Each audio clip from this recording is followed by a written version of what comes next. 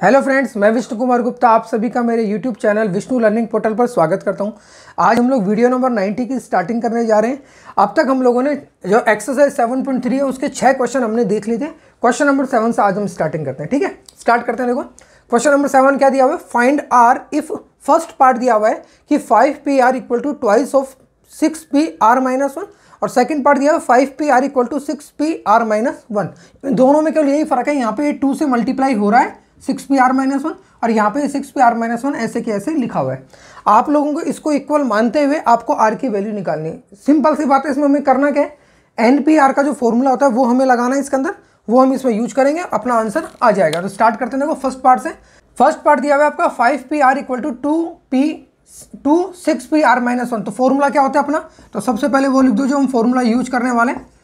Formula कौन सा use कर रहे हैं हम, NPR इक्वल टू क्या होता है, factorial n upon n minus r का फैक्टोरियल। ठीक है, तो इसको हम यूज करते हैं। n का मतलब क्या होता है, जो ऊपर की तरफ लिखा होता है, r का मतलब होता है जो नीचे की तरफ लिखा होता है। ठीक है, तो देखो ये क्या हो गया 5pr, तो 5pr क्या हो जाएगा, factorial 5 upon n minus r यानी कि 5 माइनस आर का factorial equal to 2 into 6pr-1 यानी कि फैक्टोरियल 6 डिवाइड बाई r-1 नीचे है ऊपर है 6। ये क्या होता है, देखो n में से r को सब्ट्रैक्ट करते हैं, यानी ऊपर वाले में से नीचे वाला घटता है, माइनस होता है। तो सेम चीज़ इसमें हो जाएगी 6 माइनस r और ये -1 क्या हो जाएगा +1।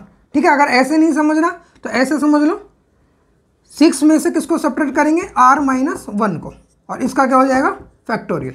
ठीक है, तो इसको अगर मैं और आगे सोल्व करना चाहूँ तो देखो 2 इंटू फैक्टोरियल 6 और ये क्या हो जाएगा, ब्रैकेट को ओपन कर दो तो 6 माइनस r और minus minus +1 factorial. Okay, factorial 5 upon 5 minus r का फैक्टोरियल इक्वल टू क्या हो गया, देखो 2 into factorial 6 +1 7 minus r factorial. Okay, अब इसमें देखो कौन कौन सी चीज़ हम यूज़ करने वाले हैं। सिंपल सा तरीका देखो, जैसे आप लोगों को पता है, आप फैक्टोरियल 5 को क्या लिख सकते हो, 5 इंटू 4 इंटू 3 का फैक्टोरियल भी लिख सकते हो। इसी को आप 5 इंटू फैक्टोरियल 4 भी लिख सकते हो। इसी को आप 5 इंटू 4 इंटू 3 इंटू फैक्टोरियल 2 भी लिख सकते हो। कैसे कैसे लिखते हैं, जैसे हमारी ज़रूरत होती है, जैसी हमारी नीड होगी वैसा हम काम करेंगे। अगर हमें कहीं पे इसको फैक्टोरियल 3 से कैंसिल करना है तो हम ऐसे कर देते हैं, फैक्टोरियल 4 से कैंसिल करना है तो ऐसे कर देते हैं, फैक्टोरियल 2 से कैंसिल करना है तो इस तरीके से एक्सपेंड करते हैं। इसमें होता क्या है एक्चुअली में, स्टार्टिंग कहाँ से होती है, स्टार्टिंग होती है जो जिस नंबर का फैक्टोरियल दिया हुआ है वहाँ से, फिर एक एक सब्ट्रैक्ट करते जाते हैं। देखो एक सब्ट्रैक्ट किया, एक सब्ट्रैक्ट किया, एक सब्ट्रैक्ट किया, फिर जहाँ हमें छोड़ना होता है वहाँ तक हम उसको लेके जाते हैं। इसमें हमें 4 पे छोड़ना था तो यहीं पे हमने फैक्टोरियल लगा दिया। इसमें हमें 3 तक लेके जाना तो 3 पे जाके फैक्टोरियल लगा दिया। इसमें हमें 2 तक जाना था तो 2 पे हमने जाके फैक्टोरियल लगा दिया। लेकिन होता क्या है, स्टार्ट करते हैं उसी नंबर से और 1 1 सब्ट्रैक्ट करते हैं। इसी प्रॉपर्टी को यहाँ पे यूज करना है। देखो ये क्या दिया हुआ, फैक्टोरियल 5 अपॉन 5 माइनस आर का फैक्टोरियल। और इसमें क्या होगा, देखो 2 इंटू 6 फैक्टोरियल को मैं 6 इंटू फैक्टोरियल 5 लिख सकता हूँ, तो बिल्कुल लिख सकते हैं, कोई दिक्कत नहीं है। 7 माइनस आर का फैक्टोरियल, इसको अगर मैं यहाँ पे साइड में आपको करके बताऊँ तो 7 माइनस आर का फैक्टोरियल मतलब क्या हो जाएगा, देखो स्टार्ट करो इसी नंबर से 7 माइनस आर, फिर एक सब्ट्रैक्ट कर दो, 7 माइनस आर में से एक सब्ट्रैक्ट करो तो क्या हो जाएगा 6 माइनस आर, फिर एक सब्ट्रैक्ट कर दो तो कितना हो जाएगा 5 माइनस आर, और मुझे यहीं पे ले जाके इसको छोड़ना है। क्यों, क्योंकि साइड में 5 माइनस आर का फैक्टोरियल लिखा हुआ है, तो वो क्या हो जाएंगे आपस में कैंसिल। तो इसको मैं 7 माइनस आर फैक्टोरियल को 7 minus r into 6 minus r into 5 minus r का फैक्टोरियल लिख सकता हूँ। समझ में आ गया होगा आपको। तो इसको मैं लिख रहा हूँ 7 माइनस आर, 6 माइनस आर और 5 माइनस आर का फैक्टोरियल। ठीक है, इसको क्यों किया था यहाँ तक, क्योंकि मुझे इससे कैंसिल करना था। इसको यहाँ तक क्यों किया, क्योंकि मुझे इससे कैंसिल करना है। तो देखो ये हो गया आपका कैंसिल इससे, ये हो गया आपका कैंसिल इससे। अब देखो इस तरफ तो कुछ भी नहीं बचा, कुछ भी नहीं बचा, तो यहाँ तो हो गया 1। यहाँ पे क्या बचा 2 इंटू 6 यानी कि 12, और नीचे क्या बचा 7 minus r into 6 minus r. Okay, cross multiplication हो जाएगा, ये 7 minus r into 6 minus r ऊपर चला जाएगा, इक्वल टू कितना हो जाएगा 12। ब्रैकेट को ओपन कर लो, 7 into 6 42 2, 7 into r minus 7r minus r into 6 minus का 6r minus r into minus r plus का आर स्क्वायर। इस 12 को भी मैं इधर लेके आ जाता हूँ तो ये क्या हो जाएगा माइनस का 12 इक्वल टू 0। ठीक है ना, मैंने क्या किया इस 12 को भी इस तरफ लेके आ गया। अब देखो इसमें 42 ये है, 12 ये है, तो प्लस का कितना बच गया 30। ओके, आर स्क्वायर प्लस का है ही आपके पास में, माइनस का 7 और माइनस का 6 आर यानी कि माइनस का 13r, और ये 30 किस में था आपका प्लस में। तो आपके लिए क्या इक्वेशन बन गई, देखो ये आर स्क्वायर ऐसे कैसे आ गया, माइनस 7r माइनस 6r मिल गया माइनस 13r, और 42 माइनस 12 करेंगे तो प्लस का 30। तो आपके लिए क्वाड्रेटिक इक्वेशन आ गई r square minus 13r plus 30 equal to 0। मैंने आपको बताया था क्वाड्रेटिक इक्वेशन को कैसे तोड़ा जाता है। जैसे मान लो कहीं पे आपको इक्वेशन लिखी हुई है ax square plus b x plus c equal to 0, तो इसमें क्या करते हैं इस b के दो टुकड़े करते हैं अपन, एक तो b1 और एक b2। और ये b1 b2 किस तरीके से होता है, किस तरीके से इसको स्प्लिट किया जाता है, इसको इस तरीके से स्प्लिट करते हैं कि b1 प्लस b2 करो तो आपको वापस से b मिल जाए। ओके, और b1 को b2 से मल्टीप्लाई करो तो आपको a और c का मल्टीप्लिकेशन मिल जाए। इस b को कैसे दो टुकड़ों में तोड़ा जाता है कि उन दोनों को मैं एडिशन करूं तो वापस से b मिल जाए। सिंपल सी बात है, 5 को मैं 3 प्लस 2 लिख सकता हूं क्योंकि 5 को 3 प्लस 2 लिखने पे 3 प्लस 2 को वापस से 5 में लिखा जा सकता है, कोई दिक्कत नहीं है। लेकिन वो होना किस तरीके का चाहिए कि आप इस तरीके से b1 b2 चूज करना है अपन को कि एडिशन करूंगा तो ये मिल ही जाएगा, कोई दिक्कत नहीं है। लेकिन मल्टीप्लिकेशन करूं अगर मैं उनको तो ये a और c का मल्टीप्लिकेशन के इक्वल वो आना चाहिए। तो देखो अब क्या करेंगे इसमें देखो आप अगर इसको कंपेयर करो इससे तो यहाँ पे a की वैल्यू कितनी है 1, क्योंकि आर स्क्वायर का जो कोफिशिएंट है वो क्या है 1, और c की वैल्यू कितनी है 30, यानी 1 इंटू 30 कितना हो गया 30। तो देखा जाए तो आपको इसको जो 13 है माइनस 13 है इसको ऐसे दो टुकड़ों में स्प्लिट करना है कि उसका मल्टीप्लिकेशन आपका 30 आना चाहिए। तो आप थोड़ा सा भी अगर अपना माइंड अप्लाई करेंगे तो इसके दो टुकड़े कौन से हो गए, देखो माइनस का 10r और माइनस का 3r। देखो माइनस 10r माइनस 3r मिलकर 13r बना देगा, और माइनस 10 इंटू माइनस 3 करोगे तो क्या होगा प्लस का 30, जो आपको यहाँ से मिलना चाहिए। मिल गया। इन दोनों में कॉमन लो, इन दोनों में कॉमन क्या आ रहा है r कॉमन आ रहा है, तो ब्रैकेट में क्या बचेगा r माइनस 10। इन दोनों में कॉमन लो माइनस का 3 कॉमन, तो ब्रैकेट में क्या बचेगा r माइनस 10। ओके, अब इसमें और इसमें कॉमन लो, पहले इनमें लिया था इनमें लिया था, अब इस पूरे में और इस पूरे में कॉमन लो, तो मैंने देखा कि r माइनस 10 मल्टीप्लाई हो रहा है दोनों तरफ, r माइनस 10 इधर से भी आ रहा है इधर से भी आ रहा है, तो इधर तो क्या बच गया आपका r, इधर क्या बच गया माइनस का 3। तो इसका मतलब क्या हो गया, अगर दो चीज़ों का मल्टीप्लिकेशन मिलके 0 हो रहा है तो इसका मतलब या तो r माइनस 10 0 है या फिर r माइनस 3 0 होगा। तो क्या होगा r माइनस 10 इक्वल टू 0 और r माइनस 3 इक्वल टू 0। तो इससे तो क्या मिल गया r इक्वल टू 10 या फिर r इक्वल टू 3। तो r की दो वैल्यू मिली आपको। अब ये आप सोचो कि r इक्वल टू 10 होगा या r इक्वल टू 3 होगा। मैंने आप लोगों को बताया था NPR के फॉर्मूले में r की वैल्यू हमेशा क्या होती है n से छोटी या फिर उसके बराबर, और छोटी का मतलब या तो वो 0 तक जाती है या फिर वो n तक जाती है। r की जो मिनिमम वैल्यू होती है 0 और r की मैक्सिमम वैल्यू कितनी होती है n। तो यहाँ इस क्वेश्चन में देखो तो r की मैक्सिमम वैल्यू क्या हो सकती है 5, लेकिन यहाँ पे r की वैल्यू क्या निकल रही है, एक तो 10 और एक 3, तो 10 तो इसका मतलब पॉसिबल ही नहीं, और r की मैक्सिमम वैल्यू कितनी होगी 3। तो इस चीज़ को अलग से नोट करके लिख देना। मैं इसको मिटा देता हूँ पहले थोड़ा सा। इसका आगे क्या लिखेंगे अपन, सिंस r क्या हो सकता है, देखो 0 से लेके n के बीच में हो सकता है, so only r equal to 3, r equal to 3 is possible लिख दो या फिर ट्रू लिख दो।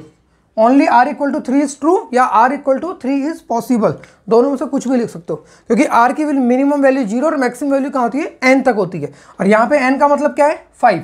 ओके, अगर ये 5 है तो इसका मतलब r की मैक्सिमम वैल्यू कितनी हो सकती है 5 ही हो सकती है। ठीक है, तो यहाँ पे r की वैल्यू 10 तो पॉसिबल ही नहीं है, क्या बचा r इक्वल टू 3।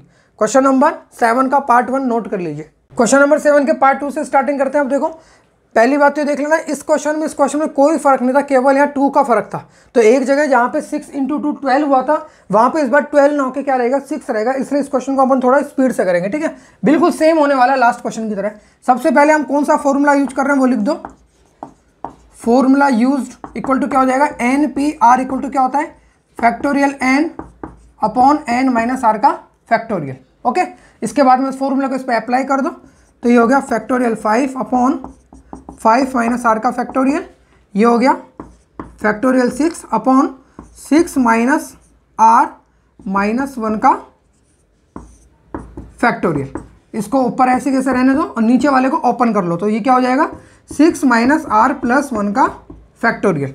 ये हो गया factorial 5 upon 5 minus r factorial. ऐसे कैसे रहेगा, इसमें क्या फ़र्क आएगा, factorial 6 upon 6 plus 1 7 minus r factorial हो जाएगा।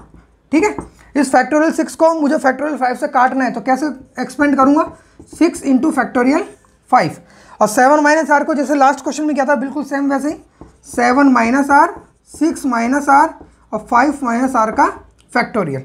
ये 5 minus r factorial 5 minus r factorial से कैंसिल हो गया। ठीक है ना, ये स्टेप आपको एक चाहो तो इसके नीचे लिख देना ताकि ये इधर रहेगा ये इधर रहेगा तो आप कैंसिल करोगे। आप सोचो ये इधर से इधर कैसे कैंसिल हो गया, और ये फैक्टोरियल 5 से फैक्टोरियल 5 कैंसिल, इस तरफ तो कुछ भी नहीं बचा तो यहाँ तो हो गया 1। इधर क्या बचा देखो, 6 upon 7 minus r 6 minus r. Okay, इसके बाद क्या करेंगे, क्रॉस मल्टीप्लीकेशन, तो ऊपर चला गया 7 minus r 6 minus r equal to यहाँ पे कितना आ गया 6। अब लास्ट क्वेश्चन में अगर आप देखोगे तो यहाँ तक केवल एक ही फर्क चल रहा था कि यहाँ पे 2 से और मल्टीप्लाई हो रहा था, तो यहाँ पे 6 की जगह क्या आ रहा था 12, केवल इतना ही फर्क है बस। तो देखो इसको वापस से ब्रैकेट को ओपन कर दो, 7 6 जा 42, 7 into r 7 r, 6 into r 6 r into r square, और ये 6 को भी मैं इधर ले लेता हूँ तो माइनस का 6 इक्वल टू 0। ये देखो क्या बचा है यहाँ पे आर स्क्वायर माइनस 7 माइनस 6 यानी कि माइनस का 13 आर। 42 माइनस 6 करोगे तो 42 में से 6 गए तो 36 इक्वल टू 0। ठीक है, 36 से 42। ओके, वापस से वही काम करना है हमें, इस माइनस 13 को दो ऐसे टुकड़ों में स्प्लिट करना है कि उनका एडिशन तो वापस से 13 मिले और उनका मल्टीप्लिकेशन क्या मिले आपको 36। तो आप साफ साफ देख पा रहे होंगे 9 और 4, 9 4 कितना होता है 13 और 9 4 जा कितना होता है 36। तो क्या कर सकता हूँ इसको, r square minus 9r minus 4r plus 36 equal to 0। इन दोनों में कॉमन ले लिया r, तो r माइनस 9, इनमें कॉमन ले लिया माइनस 4 तो r माइनस 9।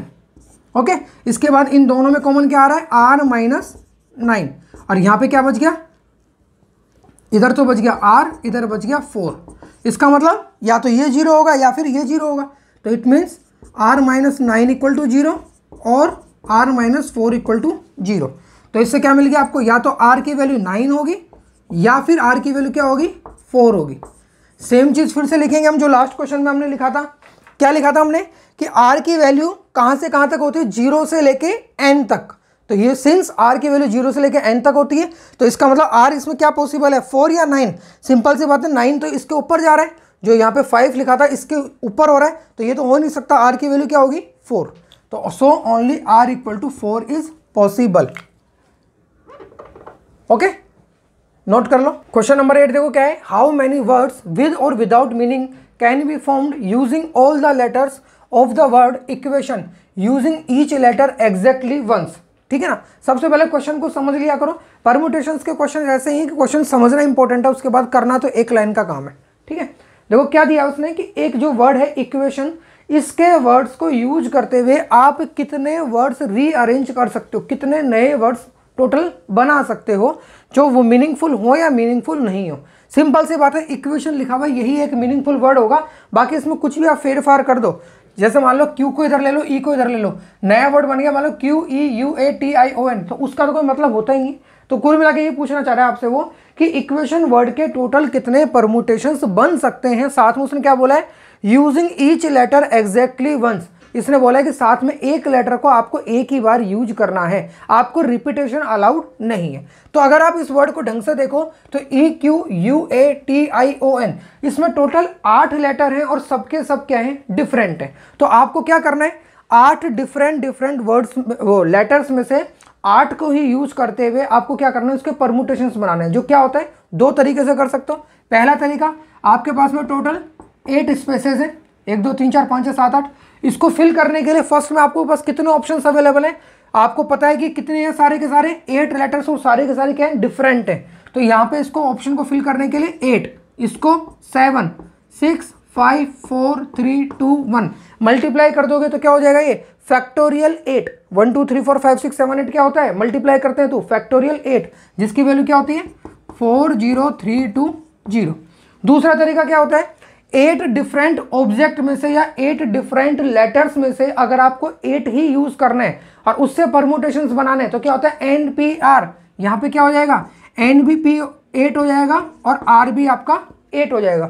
8 में से 8 यूज करना है यानी 8P8, जिसका फॉर्मूला क्या होता है n factorial upon n minus r का फैक्टोरियल यानी कि 0 फैक्टोरियल। इसकी वैल्यू 40,320, इसकी वैल्यू 1 काट दिया तो आंसर यही मिल गया आपको 40,320। ठीक है, तो आंसर निकालना बहुत छोटी सी बात है, केवल हमें इसको थोड़ा सा लिखना होगा, क्योंकि मान लो ये क्वेश्चन 3 नंबर में आया, 5 नंबर में आया, तो आप केवल ये निकाल के तो नहीं छोड़ सकते, इस तरीके से थोड़ा सा आपको लिखना होगा। तो लिखना क्या है, जो क्वेश्चन में दिया हुआ है उसी को लिखना है और कुछ नहीं करना। जो क्वेश्चन में दिया हुआ है ना उसी को हमें रिपीट करना है। तो देखो लिखने का तरीका देखो क्या होगा। सबसे पहले हम देखते हैं कि इक्वेशन में टोटल कितने लेटर्स हैं, वो लिख देते हैं यहाँ पे। तो लिखेंगे हम there are total 8 different letters in equation,